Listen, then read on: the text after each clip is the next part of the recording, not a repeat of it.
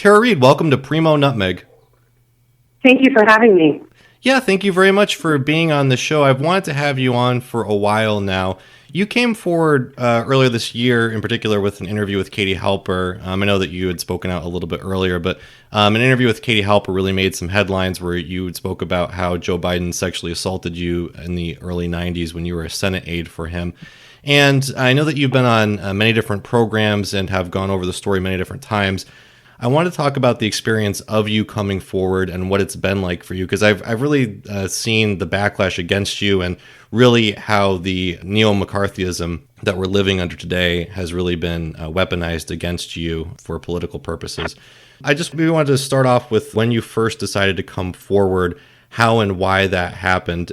It was in 2019 when I saw Lucy Flores getting really beat up in the press, so to speak, and the other women that came forward about him that really made me want to come forward. And I know I had talked about this previously about my daughter saying, "Oh, he's too powerful, Mom. I don't think you can tell your story." And then that was like, okay, well, now I have to, because that was, important that her generation sees that just because someone's powerful does not give them a pass to do whatever they want and use their privilege in such a way to oppress and to harm. And the cognitive dissonance is that, I liked Joe Biden, I worked for him, and I was a Democrat for all of my working life. Now I'm registered as an independent just recently because of how I've been treated. So I left the Democratic Party, although I don't think anyone noticed. But, it's really important that I wanted to bring to light that just because he's powerful does not give the media or him the right to suppress other voices when there's been harm done.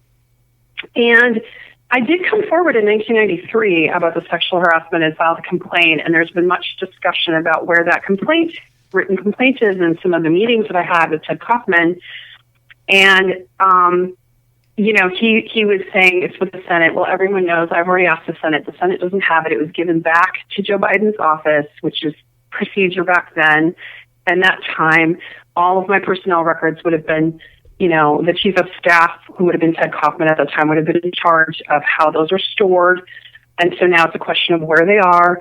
And, most investigative journalists, and myself included, have gone to the University of Delaware in Wilmington. And I was just recently rejected again, trying to get access to my files. And what reason are they giving to reject you? Well, they said that they're sealed, and they don't need to, and FOIA doesn't apply in this case, and they just said that they're sealed under the University of Delaware, and they can't unseal them. And as far as your criminal complaint, is it that the statute of limitations is passed? Both the civil and the criminal statute of limitations. I'm outside that statute, so that's why. And, so my point in, after I was getting death threats, I filed a police report to also make it clear that I'm serious, that I'm willing to go, under oath, that I'm willing, to do whatever to say this happened, and also for safety. And that mechanism of the police report actually helped a great deal with advocacy for me, with victim advocacy, and with some safety planning because of the death threats that I received after coming forward. And I believe you even said that you'd go as so far as taking a lie detector test if Joe Biden took a lie detector test, correct? Absolutely. No question. I would take a lie detector. And now, bear in mind, it's not admissible in the court. And so, even if I did it or he did it, there would be questions about it even afterwards. But for whatever it's worth, I'd be willing to do that. And I'd also be willing to go under oath. So, and I was willing to do the police report at risk of, repercussions if I was making a false report, which I'm not. So, it happened. It was serious. My mother wanted me to file the complaint then, and I wish I would have listened to her. However, at that time, I don't know what the reaction would have been and if I would have actually received help, because when I did make the process of trying to do the sexual harassment complaint, it was kind of as we know now from people that have written about it since, other staffers who have tried to make those complaints at that time, it was a very clunky, ineffective process, and they've since updated and changed the whole way they approach the issue. Joe Biden did get national spotlight in 2008 and from 2008 to 2017 as the vice president of the United States. So was there ever any thought in your mind, either during the 2008 campaign or during the time when he was vice president, about coming forward? Not really. And the thought wasn't in my mind because there was no mechanism. There was no Me Too movement. There was no safe way. And I didn't know how I would do that, right? There was no legal way that I knew of. Plus, my daughter was young. She was at the time initially in middle school. And I just, if I were somehow to get it forward in the press to talk about it, which was the only path open to me, it would have been very destructive. So I did talk about it to friends at that time, and I think she's already gone and talked with media about what I disclosed to her, and the hard time I was having with it. But in my mind, too, I was hugely a fan of Obama, and then Joe Biden just happened to be on the ticket. And so I kind of just, put my head down in the sun. So I'm just like, okay, but, we have Obama. And then there's this, again, cognitive dissonance, right? Where what happened to me happened, but yet there were good things that came forward from Joe Biden's office, like the Violence Against Women Act and other things that supported, preventing gender violence and promoting gender equity. So I had very mixed feelings about him. I thought, well, maybe my experience was unique, or maybe he changed. And then it was very clear to me when the other 7 women came forward that Joe Biden had not changed, and then there were other kind of stories kind of swirling about his behavior had not changed at all. And in fact, probably there's other people that experienced similar to what I did or something else. Well, I have to ask, too, because there are a lot of videos now circulating online of Joe Biden inappropriately touching women and children in public. I'm just wondering if you've seen those videos and what your thoughts are on them. I've seen the videos. What I see is just his, is what I experienced myself physically. He just has a total lack of respect for space. And that issue about power and control. And I talked about feeling objectified when I worked there. I was a young woman, and there was sort of this atmosphere that we were there for almost entertainment or to serve the men, right, in some regards. And I think you're seeing with these videos and kind of the archival information about some of the things that happened to staffers at that time, and then now with the Epstein case, you're seeing how women and our culture were really being regarded. And I really think that Joe Biden, he lacked personal space, but it's more than that. It was, it's almost an aggressive kind of predatory thing that he does by asserting power in the room. And with me, certainly sexual assault is an aggressive act. It was for his pleasure. He wanted something. He felt he could use his privilege to get it without consequence. And he did. And he still, to this day, has not faced any consequences. So again, I want to go back to the process of you coming forward. Could you maybe explain what made you decide, I'm going to come forward now, I'm definitely going to come forward and speak about this? And then what was the early stages of, I know that you reached out to some other campaigns and then reaching out to the media, if you just go over what that process was like. When you said that, the first phrase that came to my mind is the silence is deafening. Mostly when I reached out to media and to campaigns, there was just utter silence, just no acknowledgement at all. And I was trying to find a safe way to come forward, right? I thought in my mind, because of the Me Too movement, now there's this platform, there's this safe way to tell your history without being completely destroyed by coming forward, in an existential sense. And that wasn't the reality.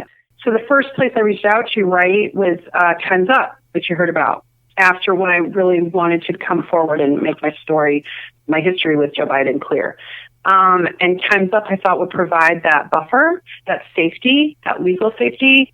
And unfortunately, Anita Dunn, who is now a political operative for Joe Biden and has been elevated up, at the time, Joe Biden's campaign was giving money to SKD Knickerbocker, which is a public relations firm that works with Time's Up. So Time's Up Legal Defense Fund has this public relations firm they work with for survivors to tell, to get their story out, but in such a way that's not like how mine was done, where it was sort of just me with no PR just coming forward, right?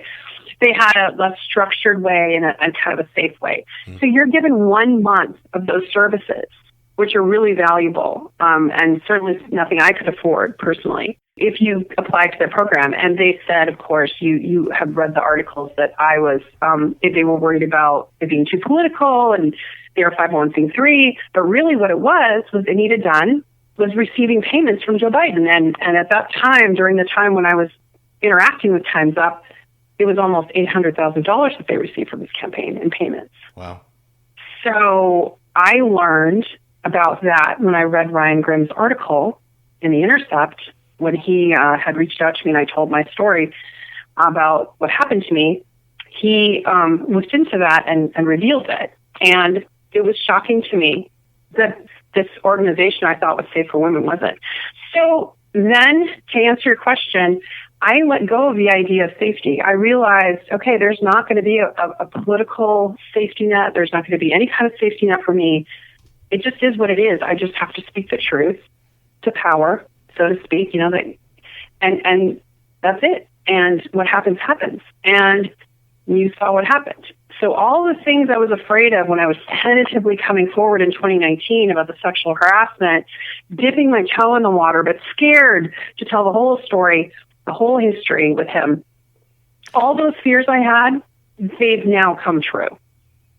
Right? So I imagine you must have prepared yourself a little bit for it, though, right? I mean, in leading up to coming forward, you must have expected, he's this powerful man, and there are just so many sycophants around him that they're going to attack you in any way that they can. I kind of did, but the Russia thing threw me. Like that came from left field in my mind because, I have no connections to Russia, obviously. And I was writing a novel and in this creative writing group and we're just this nerdy group that read our poetry and our chapters of our novel, whatever. And here I am just in the middle of my research about this Russian novel. It had nothing to do with anything. And then I'd written some Medium posts about Russian leadership, about the Kremlin or whatever, and kind of about imperialism. And I didn't like, my opinions about xenophobia, right? And Putin and whatnot. Those were taken out of context, some of them and some of them just directly, and then just posted and amplified as if it dismissed the fact that in 1993 I was sexually assaulted. And I didn't expect that. I really didn't. I expected more discussion about what happened in 1993, but I didn't expect every landlord that didn't like me to be interviewed. I didn't expect what I've seen, like I have some screenshots of people that were actually offered money to smear me by who I don't know. If that was Joe Biden's campaign or someone else just being a avid supporter. Who was offered money? People that you knew? Yes, they were offered money to smear me. How did you find out about that? Oh, they told me two cases I was told. And then I have a screenshot of one. It's just blatant, and I sent it to a journalist, and, they haven't done a story on it yet. But because you have to know who's at the heart of it, like who's doing this. So I don't know. But I do know that, and another thing that happened, I'll add this in there, a former workmate, a person that I worked for, said horrible things to me, and I texted them. I said, "Look, we've done all these wonderful things. We had a positive relationship. What happened? Like, what's going on? Why did you say those things that aren't true?" And she replied, "Because we can't have another 4 years of Trump." It's insane.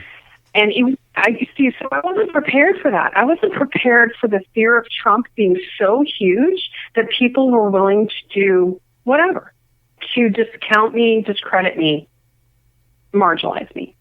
And, and I'm not trying to evoke sympathy, but I have lost everything coming forward. Everything. I've lost my housing, my work. I got death threats to the point where I had to leave. My landlords couldn't have me there because it wasn't safe for them. I mean, it's put me in this really precarious position to come forward.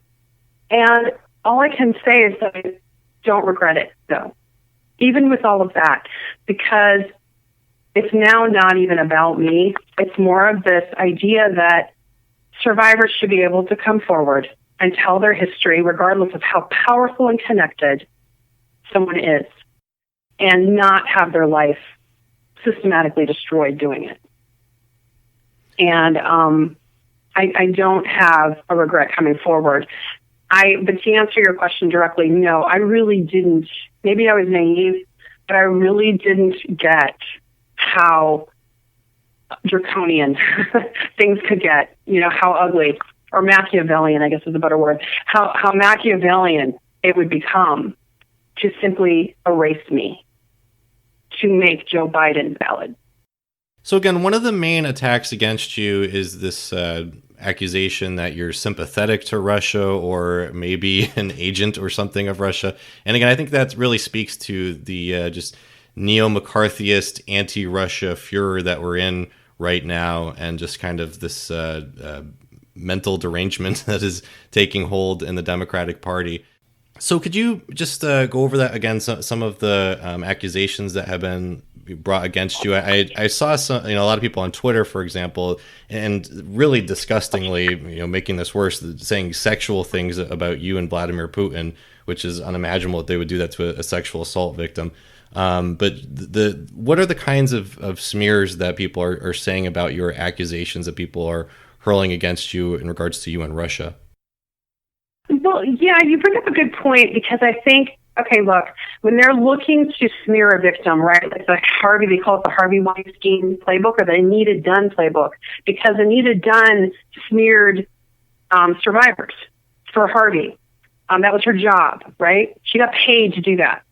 It's a lot of money to do that. And she's getting paid by Joe Biden's campaign a lot of money to make me go away, right?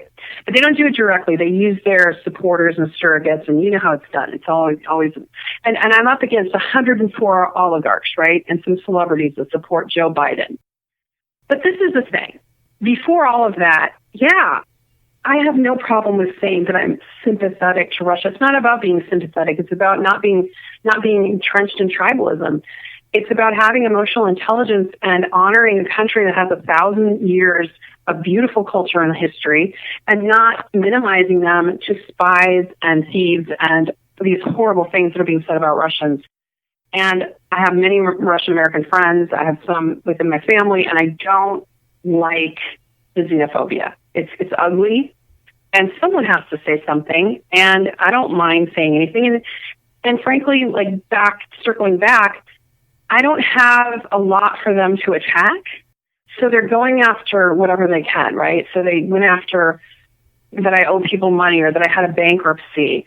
They went after, I'm a domestic violence survivor. They went after that. They went after, minimizing that and making it seem like, oh, it didn't happen. They tried to erase my education. They tried to erase, all my accomplishments, and then dismiss me as a Russian agent. Well, in 1993, Vladimir Putin didn't exist as far as we knew, right? And Joe Biden wasn't asking me about Russia or Putin when he had his hands where they shouldn't be. So it's a ridiculous argument, and it's non sequitur. And let's say I was involved with Russia in some way. Does that mean I should be allowed to be sexually assaulted by a powerful man? No. So the argument kind of is absurd, and it's a switch and bait. Look over here, so you don't look at what matters. And what matters is what I said happened in 1993. But yeah, I have, like many people, a love for a lot of different world cultures and fascination with different, it doesn't mean that I'm an agent for them. It just means I have an interest, and that's it. And I was at the time writing a novel, which was, the timing was just what it was.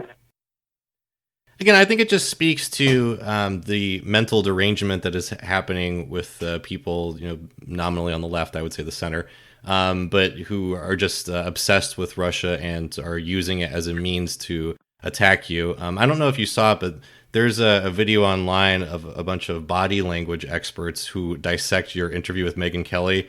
And there's one of them on there who's saying, well, I'd like to know more about this writing group because it sounds like a means for Russian agents to contact people or something like that. It's a shame we don't get to hear about the Russian writers group. because, I mean, quite honestly, if I were writing some kind of drama about creating some asset, the one place I would create is a Russian writers group to find people who are sympathetic to certain ideologies. No. And everyone had a different project. Mine happened to be about Russia, but it wasn't a Russian writing group. It was a creative writing group. And mostly it was like 3 of the people were poets. So a lot of them were getting ready. In fact, when their books was released, we were writing poetry books. And so we would like go over each other's syntax and rhythm and talk about language. And then we talk about themes. But yeah, no, it wasn't a Russian it wasn't a Russian writing group by any means. It was a creative writing group. I was the only one writing about Russia. So some of the other smears or pushbacks against you that people are using is saying that your story has changed, which I think, if it has to any degree, I think it's understandable where a sexual assault victim may feel comfortable talking about different things at different periods. But they also talk about your brother as well, saying that his story has changed. What would be your response to that? My brother's story never changed, and that was a myth that was forwarded by mainstream media. It was really ugly, and it was really. My brother is just the most sincere, honest person, and that's the thing. He texted back and just wanted to clarify a few comments. But the thing was, they got into the nitty gritty with me in a way they didn't with, with other survivors. Because they wanted to find something in discrepancy. But the fact is, my brother at the time that I was assaulted was 20 years old, and he was living near my mom and in and out of her house. He heard all the commotion and knew about it, and I talked to him about losing my job and about what happened. But did I get into the nitty gritty that I did with my other friend who cooperated, I told about what happened, and he was underneath my clothes and gave details, but not in the graphic way. It's my brother. It's my little brother, right? At that time. And it's at a time when you don't talk about it the same way that we talk about things now. People just, I think it's hard for them to grasp that in 1993, there was just a different mindset about the whole thing. I even did a lot of self-blaming, like somehow this was my fault, right? Because that's the attitude and the culture, and that's how we were. We were just like brainwashed almost to think that way as females. Like somehow I brought that on. So of course, talking to my mom and my friend, I gave much more specific details. So what Colin talked about was what he knew and then clarified what he knew. That's all. He didn't change it. It didn't change at all. What he remembered what he remembered. He remembered it was awful. He remembered I was traumatized and that my mom wanted to call the police and that Joe Biden had his hands where they shouldn't have been, and that he was trying to have sex with me, right? And I didn't consent. Something remarkable that came up to corroborate your story was when a journalist uncovered a 1993 episode of the Larry King live show where your mother called in and discussed that her daughter was having issues with a powerful United States senator. San Luis Obispo, California. Hello. Yes, hello. I'm wondering what a staffer would do besides go to the press in Washington. My daughter has just left there after working for a prominent senator and could not get through with her problems at all. And the only thing she could have done was go to the press, and she chose not to do it out of respect for him. Or she had a story to tell, but out of respect for the person she worked for, she didn't tell it. That's true.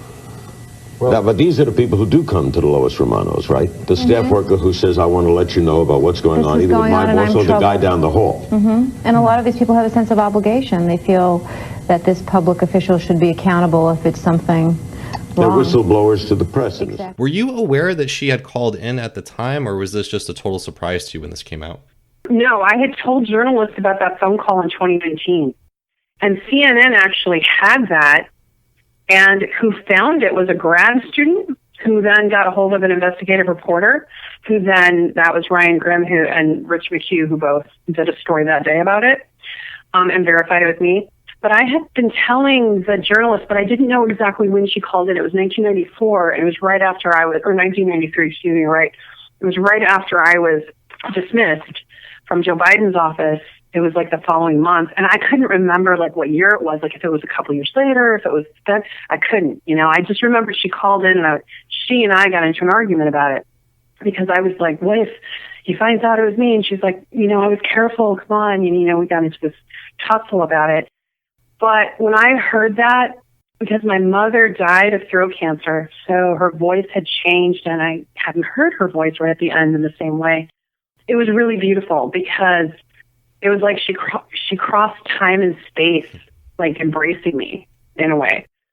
So when that was uncovered, I remember Ryan Grimm vividly calling me first thing in the morning and saying, I'm going to read you something. Tell me if this sounds familiar. And then later I had the audio and he played it for me and I couldn't stop crying. It was so moving, and I feel even moved now when I talk about it, I almost cry because I gave her such a hard time and I wish I could go back and say, sorry, Mom, you were right, but I can't. But it was a very big step for her to call into that show. And you can hear the tremulous, kindness in her voice when she's calling, how nervous she was. And it was beautiful that she wanted to protect me and that she was trying to get, some justice. So after you came forward, this did eventually get media attention, and Joe Biden was eventually forced to comment on it. And he was on a morning talk show for about a 15-minute interview where he repeatedly denied this ever happening, or he saying he didn't even remember any accusation being made. Did you see that interview? And if you did, what was your reaction when you watched it?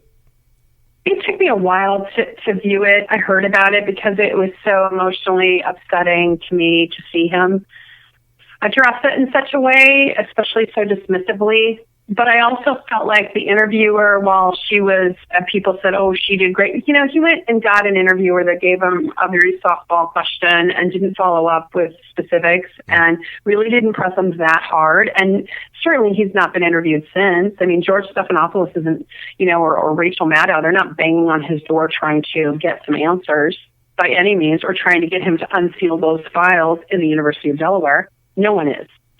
And so my reaction to him was, I watched, when I finally watched it, I saw the hesitations and I saw him struggling.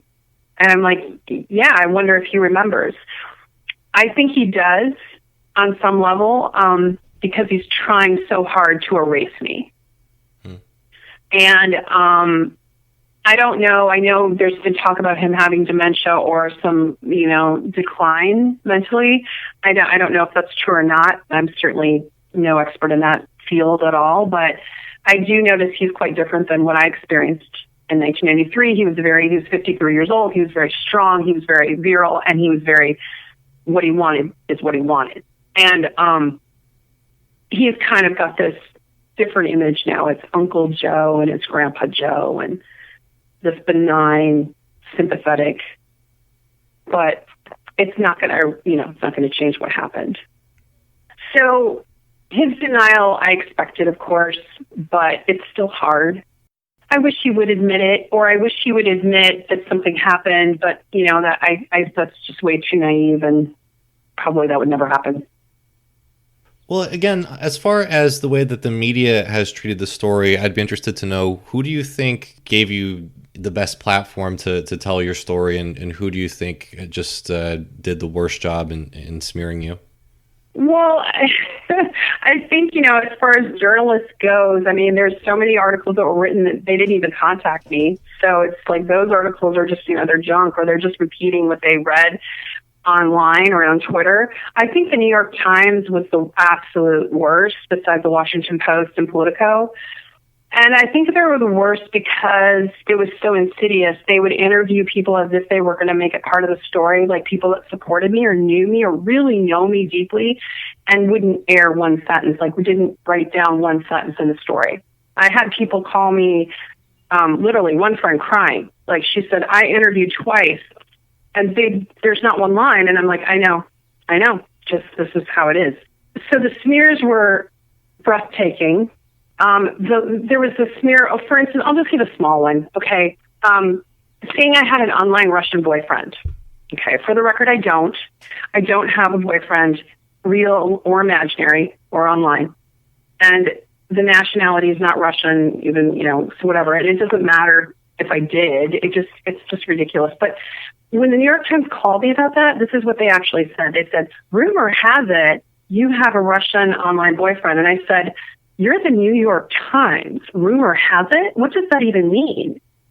And they said, well, 2 people say that you do. And I go, who are they? Name them. So then my lawyer said, okay, let's get the name. They would only give us one, and it's someone who was smearing me on social media and who I had reported. And then the other person they won't say. They just say it's an unrelated source, and they won't give their sourcing. So how do you combat that? And how is that journalism? Like,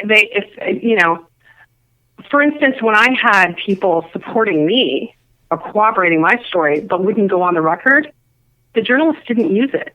Or they would say, well, we can't verify this because the person won't go on the record.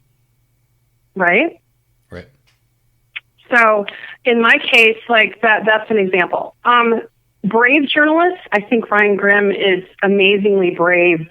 I don't know him per se that well. I've only had a couple of interviews with him, but just reading his work, he just kind of goes where no journalist goes, and then the other journalists follow. He's a very meticulous, professional journalist. I think Rich McHugh is amazing.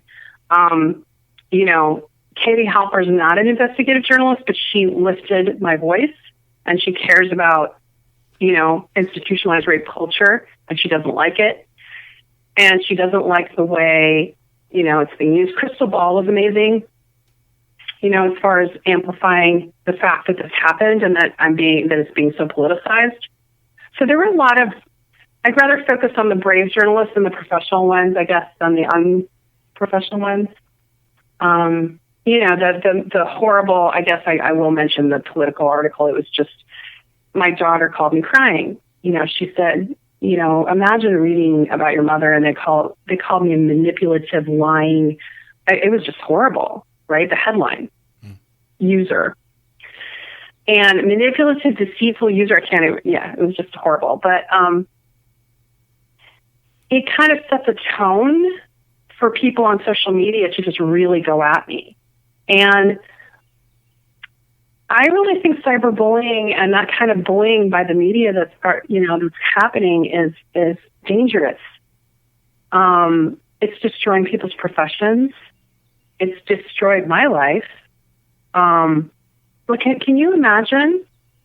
I'm looking for housing right now and work. Can you imagine what it must be like when they do a search of my name?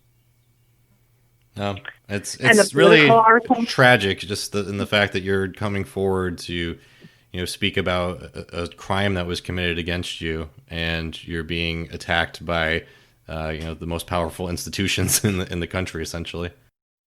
Yeah, I don't know how history is going to look at it yet. Maybe I'll always be vilified, maybe not. But I know all I can do is create in each moment my own life, my own, reality as far as how I deal with it. And I just want to be clear that the journalists need to know how dangerous that is. Like that kind of headline and that kind of article that was so, by the way, they didn't include anything that supported me or any of my accomplishments. They just went at me. I think one of the things CNN used was some woman that I cat sat for, that I didn't tell her about Joe Biden, about what happened, so therefore it must not have happened. That was their justification. It's nuts. If I'm casting for some neighbor, for someone I barely know, why am I going to talk about my sexual assault? Who does that? It's really insane. I don't know. It is. I mean, that's just absurd, but they actually use it. Like, I just feel like they're almost getting into a pretzel-like gymnastics, mental gymnastics to try to prove me wrong. And I just am choosing at this point not to participate in it other than to just keep asserting my story's never changed. I have added details, but I haven't changed it. And there's corroborating evidence through the years of people I've shared it with. So. And I think it's also worth noting too. I mean, somebody who did want to, play a political game could very easily go to the conservative media and be on Fox News all the time and Breitbart and whatnot. Mm-hmm. You haven't done that, right? I mean, you haven't really gone and been this recurring person on Fox News. No, and that was there, but I said early on, I did not want the sexual assault to be weaponized for a political agenda, a conservative one. I've been a liberal, and I would consider myself more an AOC progressive. I'm probably even left of her. I'm pretty progressive. I'm really progressive. I really believe in women's rights and gender equality. I really believe in workers' rights. I don't think the billionaires should exist. I think they're existing off the backs of millions of people, and it's morally and spiritually bankrupt for us to lift up the voices of these elites that don't give a shit about us. Excuse me, I don't know if I can say shit on your podcast. You can. But I feel like there's just this disconnect right now. And there's this, Joe Biden has like the celebrity status right now, and he's running on character. And you had asked me earlier, like, what is one of the reasons you came out? But besides, just kind of telling the whole history, I mean, him running on character, I found it so disgusting. And then when I hear people of note, like David Brooks just wrote this article that's just dripping with praise about Joe Biden. And it's so partisan and it's so transparent. And it's like, okay, at what point are we going to really talk about who he really is and who he's really served? I mean, let's face it, the Violence Against Women Act, which which helped me personally and has helped thousands of women and people, women and men, escape intimate partner abuse. He only signed on to that when he was trying to get his crime bill passed. He was never for it. He voted against it. So I don't know. So my politics are not in line with the Republicans, so it wouldn't make sense for me to be on Fox News or to be on Sean Hannity.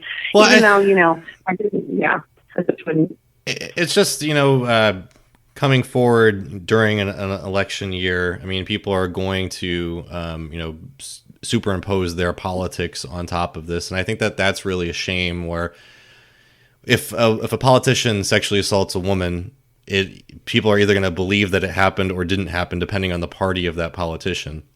And there's very few people out there who are willing to believe that Donald Trump could be a rapist or somebody who sexually assaults people, and Joe Biden could be a rapist. They can't hold those two possibilities in their head at the same time, which is really just nuts and sad and really disturbing. It should absolutely be the disqualifying factor, but it's not even a consideration in politics. And that's what really, we all need to look at our own culture. And I think Rose McGowan did a good thing when she said we need a cultural reset. She's right. I mean, if our culture enables and lifts up sexual predators, where are we? Right? As a nation, as a culture, who are we? And I think we're kind of all going through this, everyone's going through this cynical sort of just like, okay, well, this is, it's between, but he's lesser of a sexual predator than Donald Trump. I mean, he shouldn't be there, and neither should Donald Trump, for that matter. But and even if you were to not believe me, let's say you didn't believe me at all, there are still 7 other women that came forward, and there are other things there may be other people that want to come forward that are too afraid to, right? About Joe Biden. So I mean, I do have to ask too, because either Joe Biden is going, most likely, either Joe Biden is going to become president next year, or Donald Trump is going to stay president. And it's possible if Donald Trump gets reelected, people may even demonize you further and say that you're responsible for that. And again, the alternative would be the man who sexually assaulted you being the president of the United States. What are your thoughts on that? I mean, looking ahead, do you care who the next president is? Does it matter? I mean, I imagine the emotions are probably pretty deep on this issue, but I just would be curious what your thoughts are regarding who the next president is. If I were to be blamed if he lost, I don't think I could be blamed for that, because you have to care in the first place. And it has to make a difference to his campaign, and I just don't think it's made a difference to his campaign yet. It's definitely not made an impact on the polls that I could see. And it didn't make an impact for Donald Trump. And that's the scary thing. So again, it comes back to institutionalized rape culture. We need to look at that. And that's where my eyes are focused. All the rest of the issues around who's president, fundamentally, we need to get someone who's qualified and not committed a felony, so to speak. And it can't be that hard. I mean, there were so many. You have to remember too, when I came forward, there was a lot more Democrats in the field to be president, and Joe Biden was on the verge of dropping out. And when I was talking to Time's Up, as a matter of fact, initially, the rumor was he was going to drop out before or after Virginia. So I was moving forward with my history about him, not knowing that he was going to be the sole candidate, that it was going to be down to him. So I certainly can't predict who's going to be president or what's going to happen between now and then. Like, who would have known that Kanye would have jumped in and then jumped out? That's kind of random. So I'm going to just focus on the now. And the now is, we have time to maybe look at someone else, and we have time to really look at what happened. Really, the media has already chosen to say, I'm discredited. They just say it. There's no evidence behind it. But just by them saying it and sending that message, they're trying to make it so that I don't exist. Again, it is just tragic where everything is so politicized now that people's reality depend on which political party that they're a part of. So it's just really a sad time in our national history. And it's that's tragic. Part of you've talked about this on your show. That's part of the binary political system trap, right? Mm-hmm. Yeah, you got Democrats or Republicans. Well, we need more choices, and I think you've done some pretty interesting discussions about different choices we could have, how those choices can be elevated.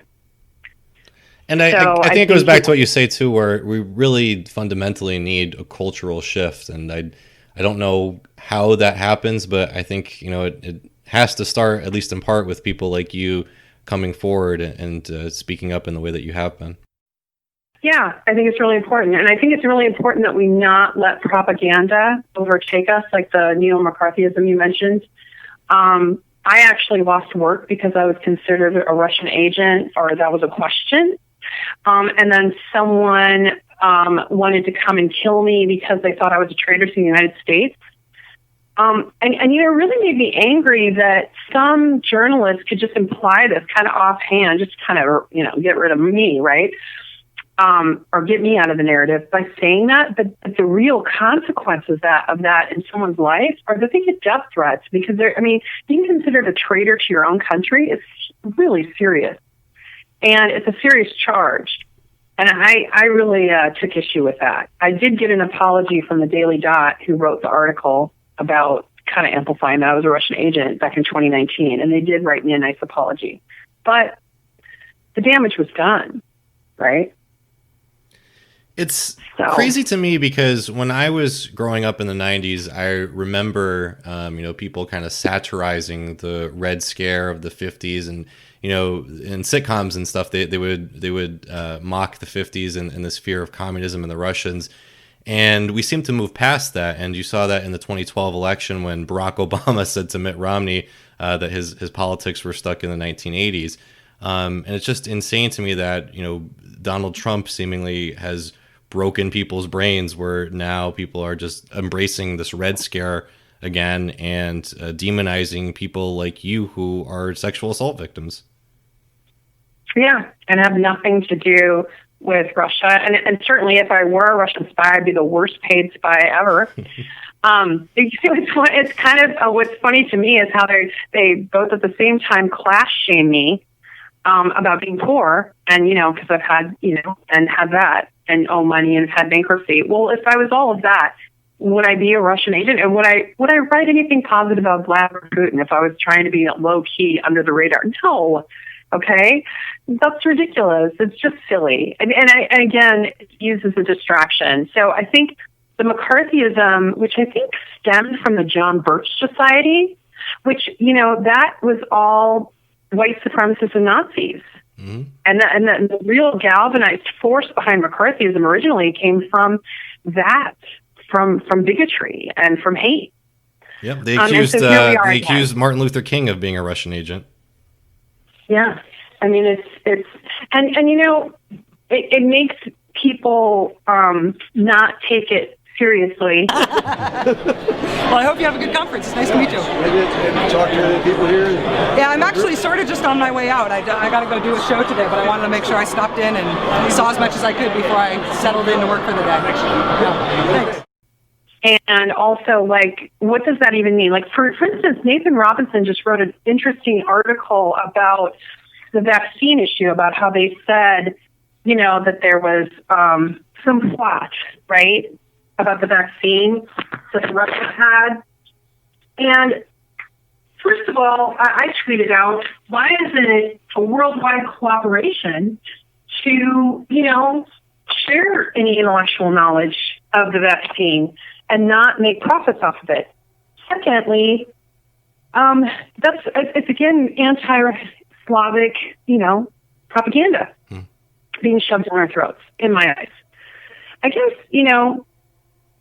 I just really, it really makes me scared for our country, but our new generation of people like my daughter's age, in their 20s coming up, they don't buy into it. That's true. So it is a certain class of privileged coastal boomers who typically buy into that propaganda.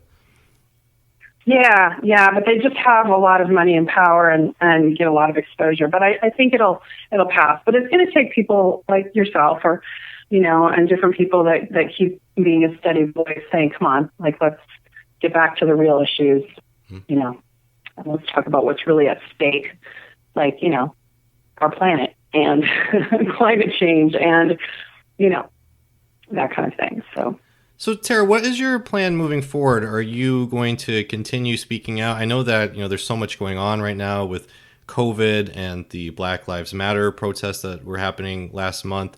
And I know that your story kind of has fallen to the wayside a little bit. Are you going to continue speaking out? Are you going to continue doing any big interviews with the media? Have they reach out to you at all, or just what's in your near future?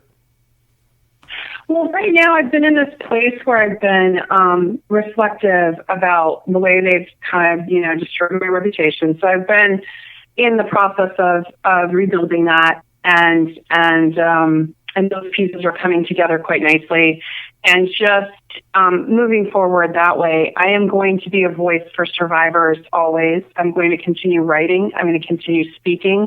I'm also not going to be, they use that playbook of shame and fear. They've weaponized it to try to get me to be silent, see if that works. It's not going to work.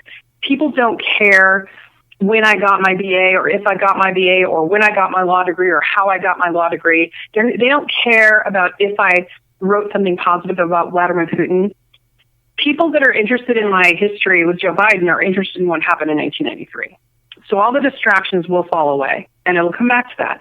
People are interested in why he won't open those files at University of Delaware in Wilmington. Why? Why won't he open those files? Why are they sealed? There's a reason. So these are the questions. Yeah. So my future will be to make it so that no survivor has to lose their livelihood, their home, be in fear for their family, and then they can tell their history without that kind of fear. Because what's been really hypocritical has been listening to Joe Biden and his surrogates say, oh, a woman can tell her story and needs to speak safely, right? But the media will investigate her. It's not the media's job to investigate. That's law enforcement. And it's not, and the media is not equipped for that, and they're biased. In order for an investigation to take place, it needs to be an unbiased, probative investigation. Right. And, you know, him calling out the media was just with a smirk on his face, was just, you know, basically calling on the dogs to attack me. And, you know, and he has his lap dogs, and they pant and they lap up all the stuff that's negative they can about me and regurgitate it. But again, he's trying so hard to erase me. And it's not, that makes you ask the question, why, if it didn't happen, why is he trying so hard? So I will just keep speaking out in the future and writing and standing up for survivors. Well, Tara, I want to thank you for coming forward and speaking up for yourself and for survivors. And I know that a lot of other people out there would like to thank you as well. For folks out there who would like to follow you and support you, how can they do that? They can go ahead and check out my Twitter account, you know, at Tara Reade, and I think it's at Reade Alexandra. And then the Instagram, I mean, I'm on Instagram as well, and they're welcome to reach out in that way. Some supporters put together a GoFundMe, which was really kind of them, so that's fair if they wish to support me to try to help with the legal fees that I'm dealing with right now, and with relocation and all that stuff that I'm having to, real life stuff that's going on. And also I'm going to be on Medium again, so you'll see my articles if you want to follow me. Well, Tara Reade, thank you again for being on the show today and going through all of this. And thank you for sharing your story. And I can't even imagine what it's like being in your shoes and just being attacked by a political party and the corporate media and just everybody who, you know, all their acolytes. So thank you again for coming forward. You really are one of the bravest people in this country today. And please do continue to share your story. Thank you for having me on Primo NUTMEG. I love the podcast and keep lifting voices of people. Thank you.